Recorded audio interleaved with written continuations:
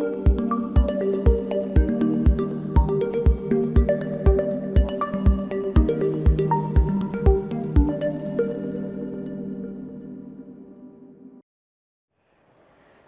everyone, you ready to get going? Are you ready to get going? I'm kidding. I'm not going to do that thing again.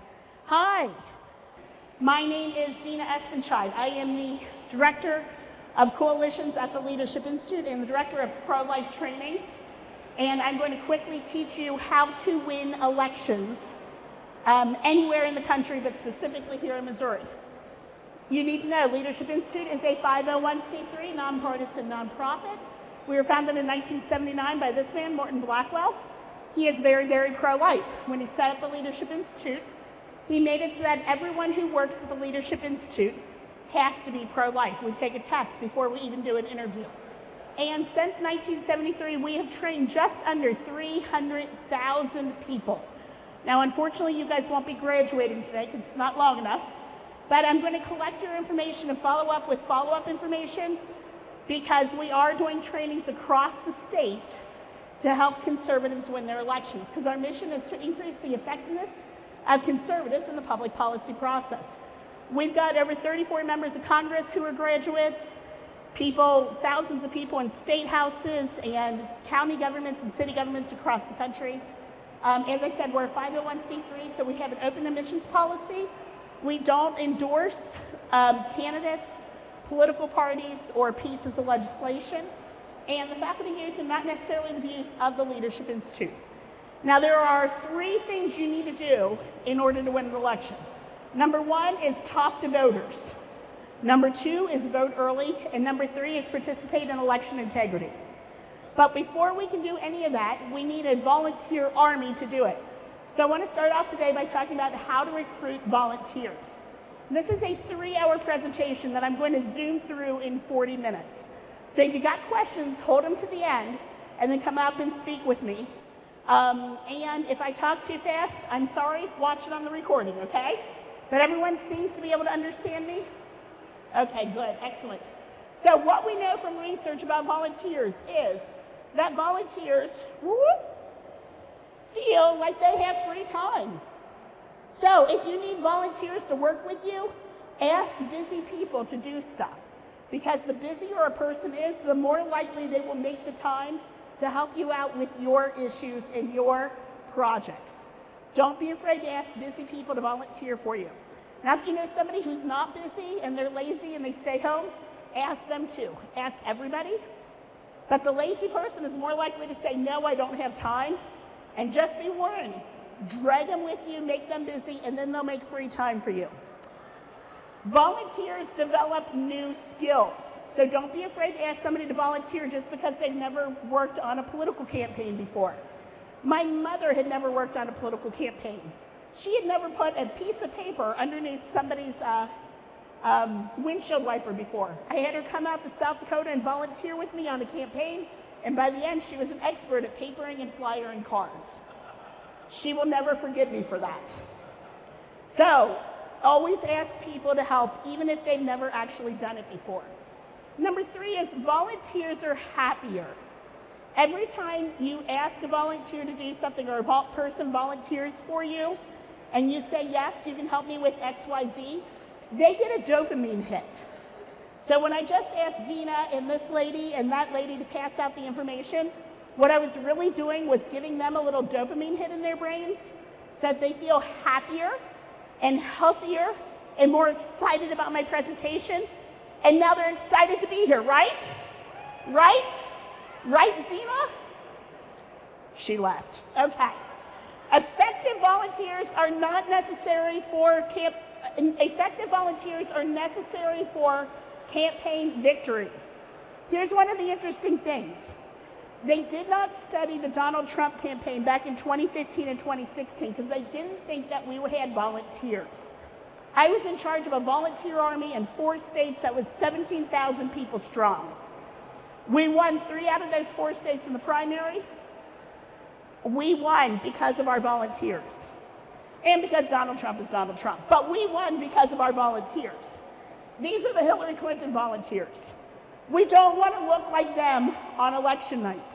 How do we avoid looking like them? We go out and we work our hearts out on this election, and we have to start as soon as possible. Because we learned in Ohio last year that people make up their minds on elections by September 1st. Most volunteers didn't start volunteering on that election until September 15th or so. Now is the time to be door knocking, not later. If you wait till later, you're going to help us lose, and I don't want to lose. And your volunteers need training. Here's something to think about. This is from Pew Research the day after the election. They found that 4% of Biden voters and 7% of Trump voters had gone to a campaign rally. But look at this. 3% of Trump voters had volunteered for the campaign. 8% of Biden voters volunteered for the campaign. If we had 100 people in this room and you guys had to collect signatures and you had 3 people on our side and 8 people on their side, who do you think is going to get more people to sign in? The other side. Now multiply that over and over and over again. They contacted millions more people than we did. It contributed to the loss. So stop it. Here is what campaign volunteer coordination is like. This is footage of me working on a campaign. This man right here is my great-grandfather. He says this man right here is my grandfather. He's been herding cats forever. Herding cats. Don't let anybody tell you it's easy. It's like herding cats, people. Anybody can herd cattle. This is what volunteering is like. And I'm sorry, I checked and it was on the right place, and then suddenly it's not. Being a cat herder is probably Anyway, about you the get the toughest thing point. I think I've ever done. We'll just do this without sound on any of our videos. Don't worry, it'll be fun. How do we find our volunteers? I'm going to give you the beacon method. It's build list, engage contacts, activate volunteers, connect, organize data, and nurture relationships. So first off, building list. Everywhere you go from now on, I want you to collect the names, email addresses, and phone numbers of the people who tell you that they're on your side. And then you ask them, would you like to help us win in November? I don't care which side you're on, I'm not partisan in this issue.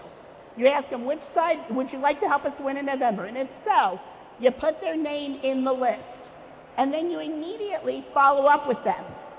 Within 24 hours, you get that to the campaign, and the campaign, or you, say, hey, what's your name, by the way? What's your name? Hey, Becky. So this is a text message coming into her. Remember on the stage today, I made you say, hey, first name. Hey, Becky, it's Dena from the Conservative HQ. Thanks for signing up yesterday to door knock. When is a good time for me to reach you to get involved? What we're trying to do is get them on the phone. Because if I call Becky, ring, ring, ring, ring, she says hello. I say, hey, Becky, remember we met the other day at the March for Life? She says, yeah. I said, hey, you said you wanted to get involved in that campaign, right? Notice I got her saying lots of yes answers. So we're going to go out door knocking on Saturday. Would you like to join us? Yes. Yes! And then I get her to say yes. Now she's made a commitment to show up, and guess what? She's likely to show up. Woohoo! We got a new volunteer. That's how it's done. You get a response to your text, you get them on the phone, you get a verbal yes, you get them to take action. And then you thank her profusely. Also create volunteer groups, introduce them to people, welcome them publicly. Everyone say, welcome, Becky. Thank you for volunteering with us. And now she's on everybody's watching her. Are you going to sneak out early on us? No, she has to stay, okay? So, and then we nurture our relationships. I'm going to introduce her to people and have her door knock the first few times with people so that she becomes part of the team, such when every time she shows up, she looks for those people and she knows that she's part of that team until she's confident enough. And I say, Becky, would you like to take these 2 new door knockers with you today and teach them how to do it? And don't you feel good now that I trust you to train other volunteers?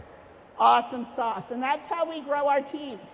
Look, volunteers, when you call somebody a volunteer, they give up to 2 hours of their time to the campaign. But if you call somebody a team leader, 60% gives 10 hours or more to the campaign. Huge. I want you all to become team leaders. Then I want you to recruit more team leaders. And then always thank them, track their names, their hours, their accomplishments. Becky today just door knocked her 10,000th door. Congratulations, Becky. Everyone give her a woo! Woo! Doesn't that feel good? I mean, it could have been better if they had wooed louder. Okay, that was a little better. Okay, social media posts, recognition, and create a friendly environment. Thank you, Becky, for volunteering on our campaign. You're amazing. And actually mean it when you say it, okay? Build lists, engage them, activate them, organize them, nurture them, build more lists. You keep doing it over and over again. It never stops because eventually Becky's going to get sick, or I don't want you to get sick. Becky's got to go on vacation. She walks away for a few days. We need to make sure we're replacing her with other little Becky-ettes. Becky and the Becky-ettes, okay? Does it make sense to everybody? Any questions on volunteers? No, that's our first hour done. Good job, guys. Okay, let's talk about the campaign timeline here. Right now, they're in ballot qualification. Then we go into voter identification and persuasion. I'll talk about that in just a moment. Early voting and absentee voting, absentee ballot applications, and voter registration. You can start registering voters now through October 9th. So let's talk about that first. Way back in 2012, this guy, Rick Riley, was the political director for the RNC. And he said, we've got enough voters. We don't need more voters. We just need to turn them out. Did he win his election? No. As a matter of fact, what he didn't realize is that the Obama for America campaign went out into Florida and they registered 361,000 new voters, and they won by 74,000 votes. He didn't know that the other side was recruiting new voters. Guess what the other side is doing in Missouri right now? Recruiting new voters. What do we need to do? Recruit new voters. About 40% of the people sitting in the pews at church either don't vote or aren't registered to vote, or aren't registered to vote where they live right now. You need to do voter registration drives as often as possible to make sure that we get those people to vote. In hindsight, those really were the voters they were looking for. So here's how to register to vote. First off, if you're going to do a voter registration drive, there is this form on the Secretary of State's website. By the way, I think the Secretary was at our rally today. Make sure you fill out this form so that you can legally collect voter registration forms. Don't collect voter registration forms without filling out this form and sending it in, okay? For people to register to vote in Missouri, they must be a citizen. They must be over 18 years of age by election day. That means if your niece is going to turn 16 on November 6th, she has to register before she turns, if your niece is going to turn 18 on November 6th, she needs to register now for that election. Because if she doesn't register for before her birthday, she won't get to vote. And I want her vote as long as she's pro-life, okay? So they must register at least 30 days before the election. That's October 9th is the deadline. Who do we want registering? We want to identify voters as conservatives and as pro-lifers. We want to screen for right-leaning political preferences, and then you directly engage them to vote. How do we do that? We just walk up to them. Hey, I noticed that you're not on the voter registration rolls. Would you like to get registered to vote? Oh, hold on. Before I do that, hey, I noticed you're not on the voter registration rolls. Do you consider yourself pro-life? I do. Are you going to be voting yes or no on the upcoming election? Yes. Oh, okay, thanks. Bye, have a great day. Yes is the wrong answer. Oh, she's voting no. Okay. Well then, here is the voter registration forms. I need you to fill this out right now, okay? Excellent. All you have to do is ask. Now, if she says, hey, I want to register to vote and I'm pro-abortion, guess what? We're going to register to vote, right? Because we don't break the law. That's for the other side. We follow the law, so you register everybody who asks. But if I see that they are holding up like pro-abortion signs, do I have to walk up to them and go, would you like to register to vote? Absolutely not, I don't have to, okay? It's up to the other side to register their own people. Let's talk about voter identification and persuasion. This is what we're doing right now. We need to start identifying voters because unfortunately with this issue, it's not cut and dry. Here's a question for you. If there is a woman who lives in downtown Kansas City, she hates with a passion Mahomes. She's never been married. She has cats. She manages a crystal shop. She doesn't own the crystal shop because she doesn't believe in ownership. And if she has to drive, she only rents electric vehicles by the hour. Generally, do you think she is conservative or leftist? Leftist. Okay, good job.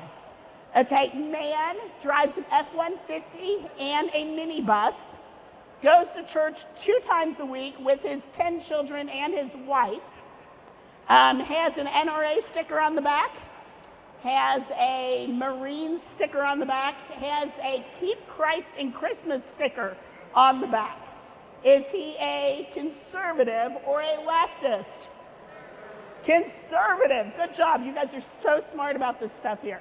Okay, woman lives in the suburbs, college educated, never married, has houseplants, no kids, subscribes to outdoor photography magazines, and loves to travel. Is she a conservative or a leftist? I heard leftist, conservative, persuadable. Good job. This just shows you we need to ask questions of people to find out how they're going to vote. Because our conservative man might see an ad about how his wife will die if he doesn't vote yes, and he might accidentally vote yes on this piece. Our woman, we're not going to talk to her. But our other one, I describe myself, by the way. The left is always advertising to me, trying to get my vote. And guess what? Every time they do it on Facebook, I click, and I click, and I click, and I click, because every time I click, it wastes their money. Because I am not persuadable, but they don't know that. But we have to go out and ask everybody, how are you going to vote on this issue, okay? So here's the deal.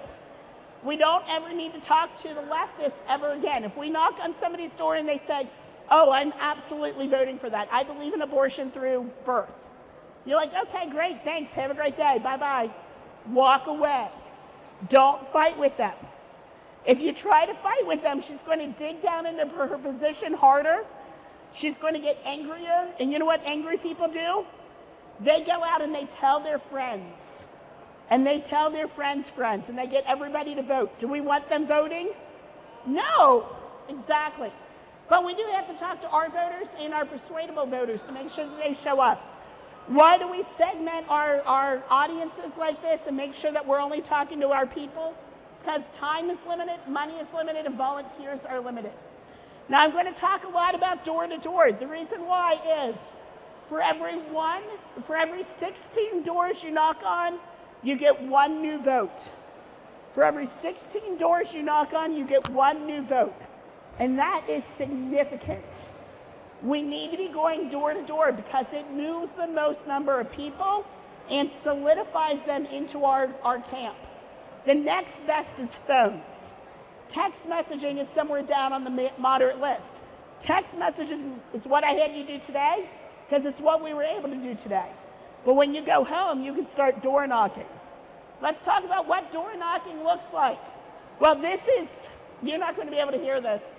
This is Batman saying no over again when they ask him to go door knocking for votes. No, and he says, no, I'm not going to do it. No. You can't make me. No. Even make some new friends. He says, you'll have fun. He goes, no. This is what losing campaigns do. Are you guys going to go door knocking? A little bit more enthusiasm this time. Are you guys going to go door knocking? Yeah. There you go. All right, because we are not losers. Just to show you how easy it is to door knock a precinct. This is Fairfax County. It has 738,000 registered voters. This is Newington Precinct. It has 5,000 voters. We expect 3,400 of them to show up. I need 1,800 of those votes to win, so we're going to knock on 920 doors. Does that make sense to everybody? Good. Excellent. 920 doors, we can do about 20 houses per hour. That's 46 volunteer hours. So on weeknights, as the sun is setting, we can go out door knocking for about 2 hours. In the end, that's 23 volunteer shifts. So over 5 to 6 volunteers can door knock that in 4 nights. Monday, Tuesday, Wednesday, Thursday, then they move on to the next precinct. Or one good Saturday, those 5 people can just knock it out. And then they can go on to the next precinct. It is really easy to get to doors and get them done. When you go door knocking, this is wrong. I don't want you standing up next to the video cameras going, hello, anybody home? That's wrong, right? Yeah, it's creepy. Just ask those people that are watching on video right now. Instead, I want you to do this. Now, this is a video. I'm going to start it. You're not going to be able to hear it because I got the video sound going to the wrong speaker. But it sounds a lot like this.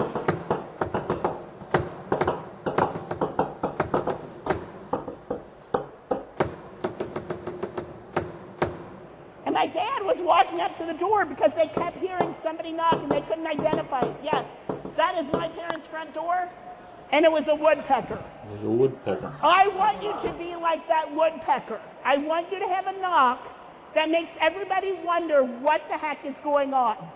So when I knock on a door, I knock like this. And what did you just do? She went bump, bump. And then I back way up. I back away from the door. And I look at the clouds or I look at the plants. And I wait for the person at the door to say, may I help you? Yes, these plants are so beautiful. You must have a green thumb. And what are you going to do? Are you going to step outside to look at your plants? I just might. And he's going to step outside to look at his plants, and guess what? I've now entrapped him into speaking with me. Wow, it's really pretty up there. Okay, sorry. I've entrapped him to speak. No, down here, guys. Pay attention to me. Sorry. I've entrapped him to speaking with me because now he can't slam the door. And I'm going to say, hey, did you know that there's an election coming up? No. No. Oh, my gosh. So in the race for president, are you going to vote generally to the left or generally to the right? Oh, generally to the left. To the left? Okay, great. Thank you so very much. And when it comes to the abortion issue, if it makes the ballot, which hopefully it won't, do you consider yourself more pro-abortion or more pro-life? Oh, I'm pro-choice. He's pro-choice. Okay, thank you very much, sir. You have a great day. Done. I don't have to talk to him again, right? Because I don't want to remind him that there's an election. But now I'm going to go up to somebody else and I'm going to knock on their door.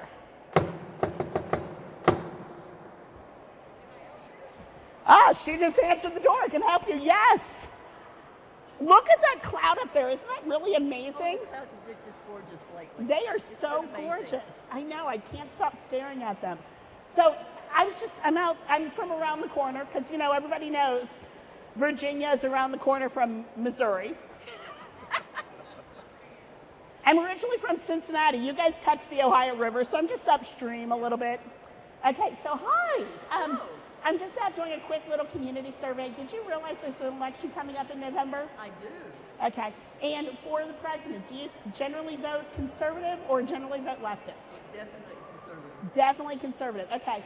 And when it comes to the abortion measure, if it makes the ballot, do you think you're going to be voting pro-life or would you rather vote pro-choice? 1,000% pro-life. 1,000% pro-life. Wonderful. Me too. Thank you so very much.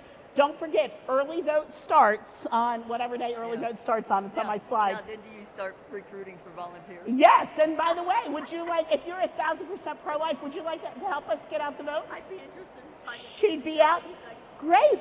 Let me get your number on my phone here, and we'll make sure we call you back tomorrow. You can come out right now and door knock with your neighbors with me. There you go. And do we have to talk to her again?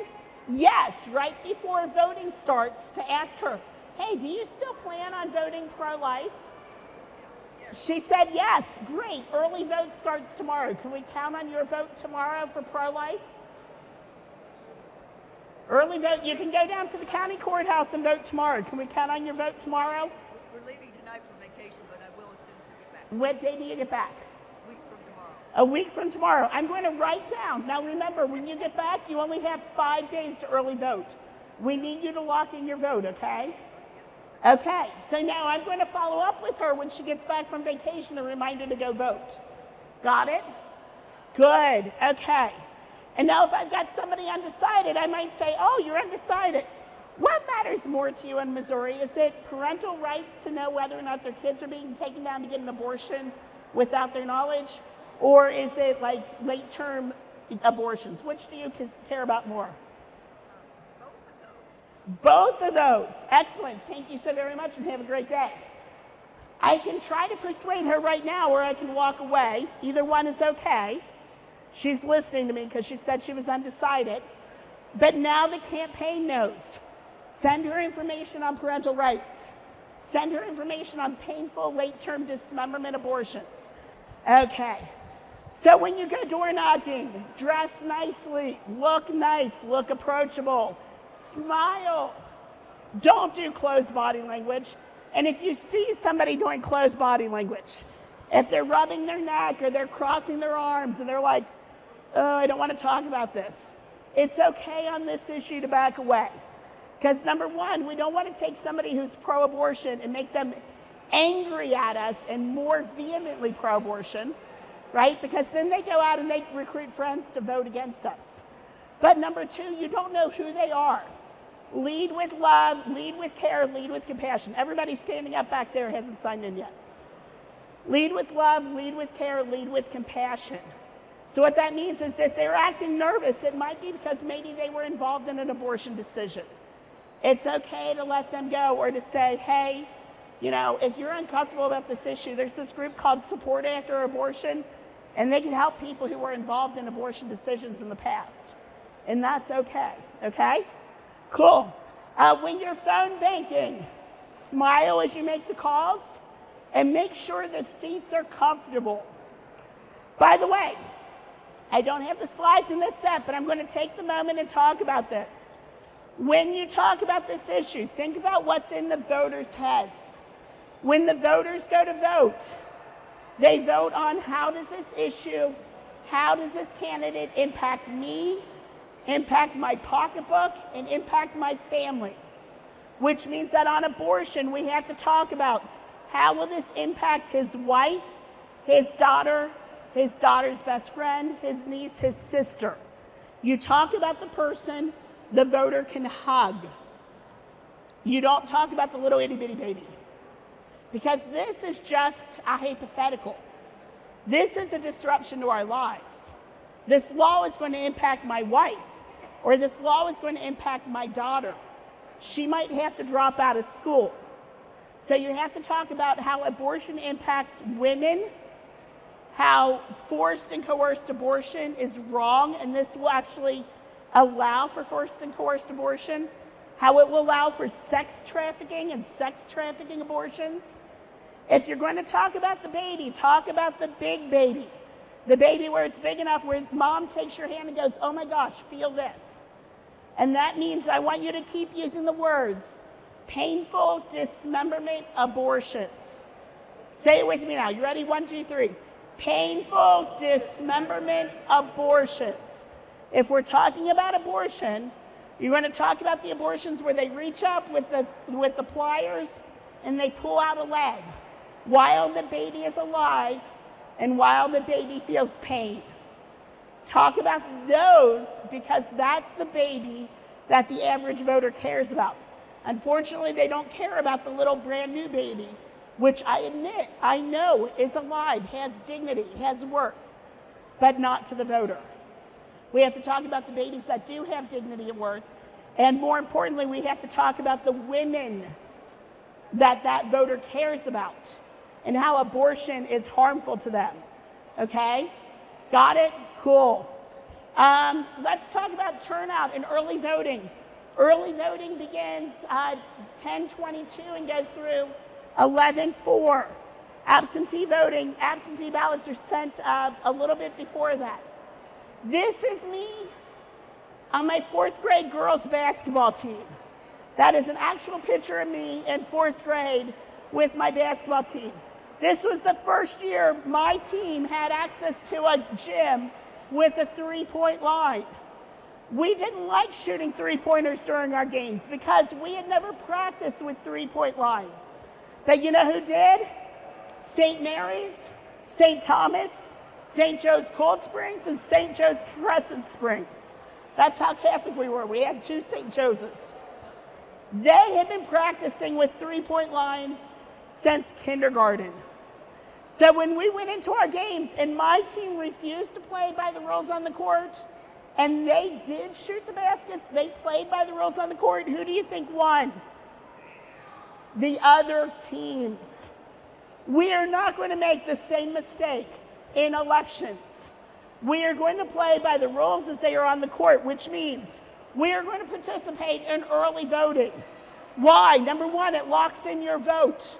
If you're afraid somebody's going to steal your vote, the best way to stop the steal is to go down and vote the first day of early vote, because then nobody can request your ballot but you.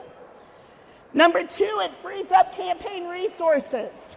If as a campaign, I've already identified all these voters, and I've only got a pot of money to make sure these people vote, if I can get all of these people to vote early, I can take all the resources I was going to put into getting them to vote and go over here and reach these people. But if they don't vote early, I have to keep mailing them. I have to keep door knocking them. I have to keep texting them, and I have no money to reach these people. So free up those campaign resources. Also, it builds an election day army. Who here wants to win the election? There's 2 ladies right there without their hands up. Who here wants to win the election? They are troublemakers. Kick them out. If you want to win the election, you have to volunteer on election day. But if you say to me, Dena, I can't volunteer on election day, I'm stuck in line trying to vote, guess what? You have failed the campaign. You have failed the women, and you have failed the babies.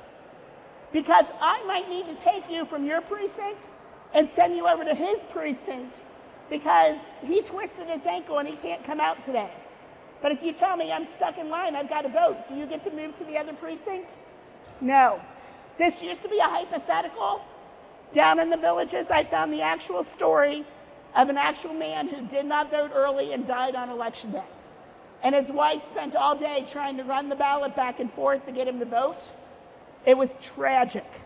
Lock in your vote early so that you can be better resource to the campaign on election day, okay? Good. Other ways, think about this. Okay, so this is our turnout again.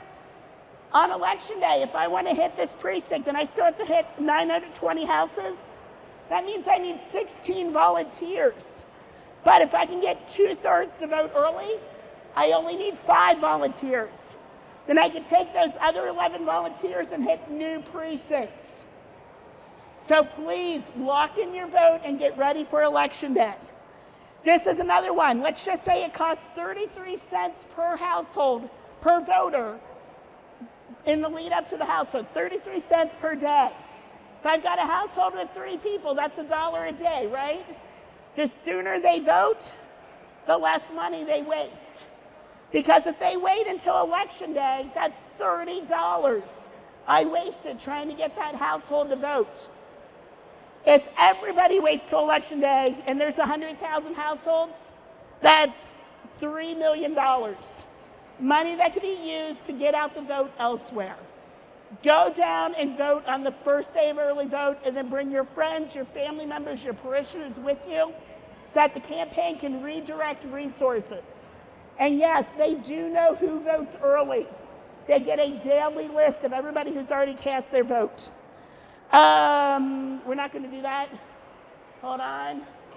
So now we're going to talk about the absentee follow-up. There are people who will vote by mail. That's where you request the ballot to be mailed to you. The campaign is going to be doing an absentee mail chase. And what that means is first we go identify the voter, and then we're going to track. So if I door knock their house and they say, oh, we vote by mail, say, fantastic, but you're voting for us, right? Right, okay, good. I'm going to go back to my office and I'm going to see whether or not they applied for their absentee ballots. And I'm going to watch to see when the absentee ballot is mailed out. And then a week later, I'm going to see, did they vote yet? I'm going to compare my list with the people that turned in their ballots. And if they didn't vote yet, guess what I do? Knock, knock, knock. Hey, did you guys turn in your ballots yet? And you're going to say, yes, she did. I said, great, I'm watching. I haven't seen them yet, but we'll watch for it to come in. And then we're going to track. And then we're going to compare. And then on election day, we're going to create a strike list. And if they still haven't gone in, I'm going to go to their house and say, hey, you guys, your ballots were never counted. You want to come down and cast a ballot with me? Yeah, she wants to go vote. And so we're going to knock and drag them to the polls. Any questions on early vote? She's got a question. So how do you get the list? How do you get that information? How do you get the list? The campaign will receive a daily list from each county on who voted that day, whether it's an absentee or whether it's in person. Just the campaigns, okay? And we got another question. Yes, sir. If you request the absentee ballot, are you able to go in person? I thought that wasn't... Probably not, but at least you can cast a provisional. Cast a provisional, okay? Yeah. So in this issue, can we be counted as a campaign when we're just campaigning against this amendment? Will you be counted as campaign? Missouri Stands for Women is a campaign already. Yes, they are a ballot issue campaign. Okay, last but not least, let's talk about Election Day in the last 3 minutes I have. Let's see here. Haha, I've got 5 minutes, sweet. Okay, Election Day operations. Who is in charge of election integrity? Who is in charge of election integrity? 1, 2, 3. Everyone.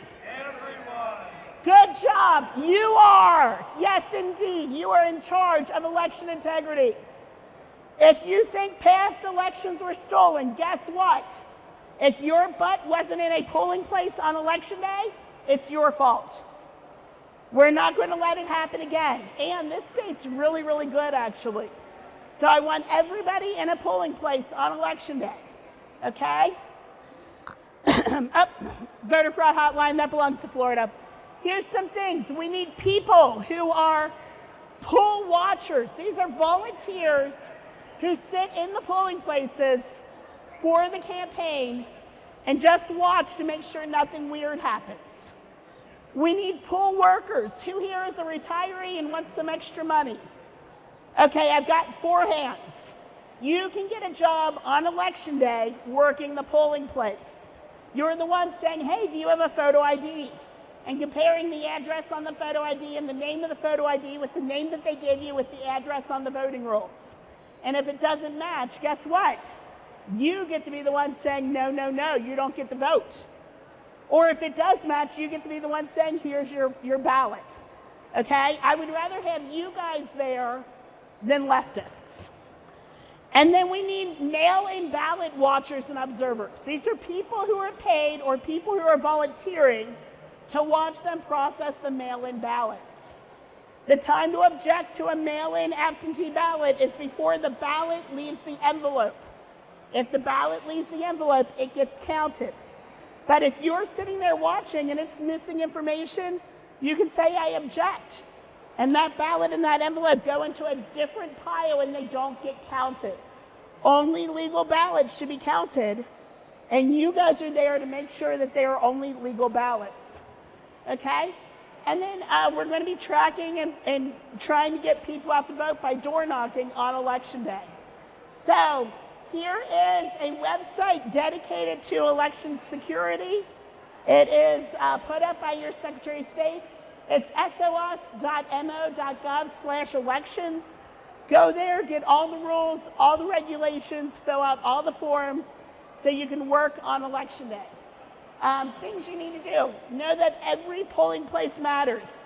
You should be recruiting volunteers now to work on polling places on election day or to volunteer at polling places on election day. If you're not recruiting now for November, you won't have enough people when election day comes. So ask everyone you know that cares about this issue to take off work and go volunteer on election day. You're going to have lawyers, there's going to be a call center, there's going to be pool bags, and we're going to train your volunteers. One of the things is when you're pool watching, never attribute malice when stupidity is a good enough answer. Don't automatically assume they're trying to steal the election. Just correct anybody who's doing something wrong. Then if it continues, that's when you call in and say, hey, there's something wrong here. That's when we get the lawyers involved. Things to look for: unusual voting patterns, irregularities, election judge rulings that don't go with the law. Like if they say, oh, well, you gave the wrong name and your address doesn't match, but we're going to let you vote anyway. Or, oh, you don't have an ID, but I know you, we're going to let you vote anyway. Call the lawyers. That's the type of thing we're looking for, okay? Don't argue, don't get kicked out, don't become the story. I need you guys there doing your job, watching. If you get kicked out, there's nobody there watching to make sure no funny business happens. As long as you're there, they can't do anything funny. So it's important that you stay in place. So don't argue, just step out, make your call, and get back in as soon as possible. Already talked about that. So to review, we're going to sign up our poll watchers early. We're going to staff a call center. There's going to be incident logs. We're going to organize volunteers and make sure they're covering all polling places. And we're going to have a plan to ensure election integrity. That is all of the slides I have for you today. And I've got like 45 seconds. Yes, we got through it. Okay. So a couple things on the things I handed out to you. This is a guide for how to answer the difficult questions. If you follow this guide, you'll win every time. When somebody says, well, I needed an abortion because I had a miscarriage, you can say something like this: miscarriage care is always legal, as is ectopic pregnancy care, because it's necessary to save the life and the health of the mother. As a matter of fact, emergency medical care is always legal because it's necessary to save the mother's life. But the good news is, because of medical advancements in the past 5 to 10 years, a good doctor can treat both the mother and the baby for any medical condition. And if the baby dies, that's a tragedy, that's not an abortion. And they say, but what about? And you go, that's treatable. But what about? That's treatable. Well, my doctor said, yeah, well, that was 5, 10, 15, 20 years ago. We've had medical advancements since then. We don't need this amendment because women's health is already protected by good doctors and good laws in this state.